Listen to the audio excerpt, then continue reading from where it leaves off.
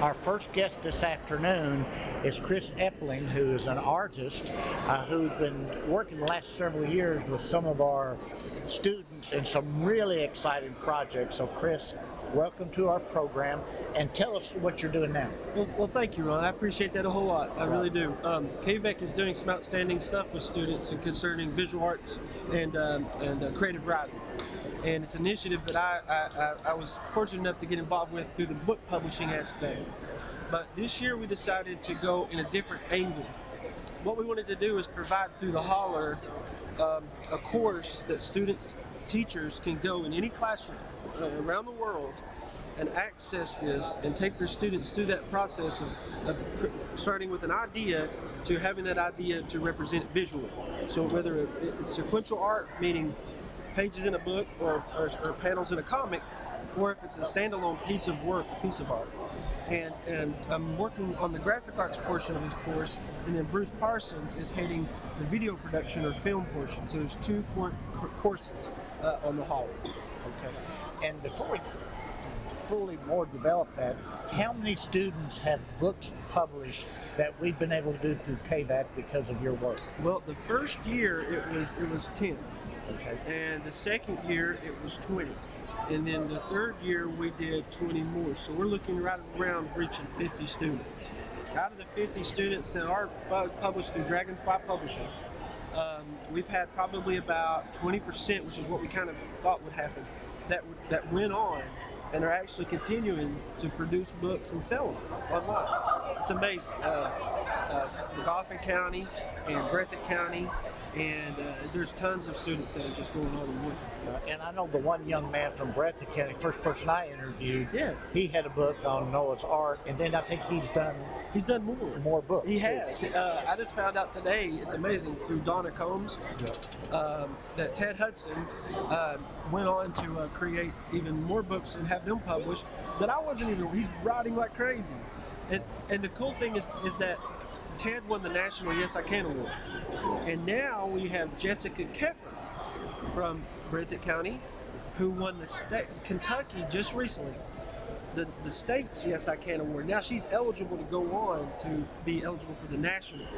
So there's a potential that we could have two students back-to-back years from their KVEC region to win the national Yes I Can Award. And what is Yes I Can? Well, for challenged students, so Ted is challenged with autism. He's mild on the spectrum. And the school gave me permission to share that with him and his family. But so it's an organization that honors students with challenges that go on to do exceptional things. And Ted won that national award. In Alexandria, Virginia, I think he picked that award up. The other thing that I'm amazed about what you've done is you could be a classroom instructor, and you're just sitting in front of 30 students or so. But through the technology that we've had through the Race to the Top grant, you've basically been working with multiple classrooms around the region, right? Absolutely. The Race to the Top grant has provided us the resources that we need to reach students anywhere. As long as students do have the resource of some sort of device that can, if you can Skype, you can take a course. And we're fortunate enough to have also the Mondo smart boards and the Mondo boards. So these classrooms are equipped with what they need. And the courses are arranged so you can plug this into any subject. So if science class wanted to use the graphic arts, they could say, we're going to focus on osmosis. So every student in here is going to present something visually to say, what is the process of osmosis? Social studies, you could say the signing of the Declaration of Independence. We want to see facts, true facts, so the teacher grades it, vets it, just as you would a research paper. But then we see that visually. And it's exciting because you have students, you can do this anywhere. And it's wonderful. Now, you referenced Bruce Parsons, who is the founder of the Holler, the digital network, which is filming this broadcast and is archiving them. So talk a little bit more about what you're doing with Bruce.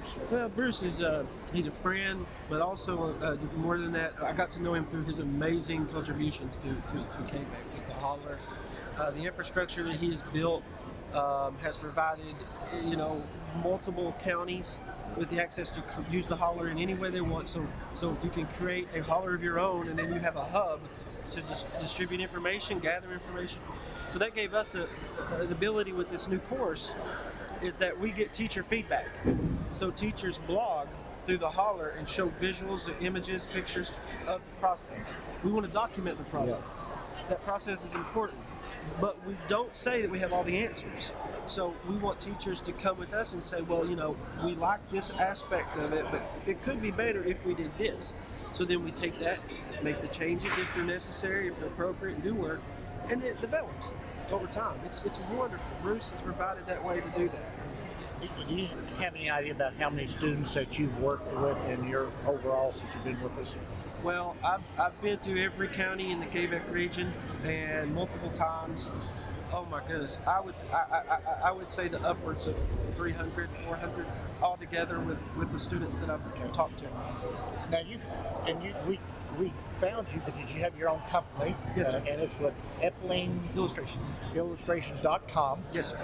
And so what type of work do you do? Well, I provide services to the publishing industry in two ways. First is print-ready pages. So if a person has images and words and they say, well, I want this into a book, printers have to have that in a certain format. So I'll either provide that service, but my main service is illustration works. I illustrate children's books. So my job is to take someone's written manuscript and turn that into something that's visual.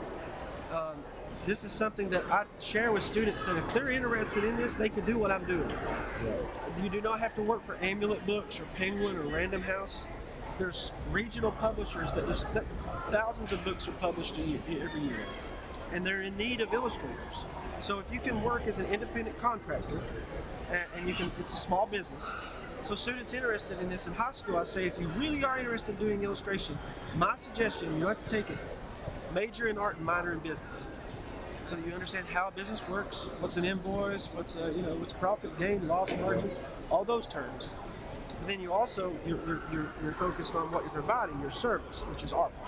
Students, we don't have enough voices in the publishing industry from our region. We do not have enough artists in the publishing industry from our region. And it's Quebec, my goal is to start seeing that change. Yeah. Well, Chris, thank you so much for all you're doing. Thank you for being on our program. It's an honor, Ron. Thank you.